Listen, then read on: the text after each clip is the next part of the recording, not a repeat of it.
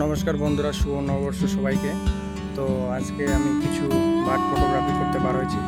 তো আমার এই সেট আপটা দেখতে পাচ্ছি, এটার মাধ্যমে আমি বার্ড ফটোগ্রাফি করি।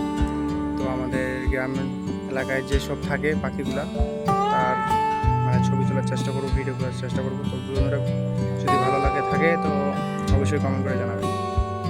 তো বন্ধুরা সামনের দিকে যাওয়ার চেষ্টা করছি, যদি সামনের দিকে কিছু থাকে পাখি, তো ছবি তুলে তোমাদেরকে দেখাবো।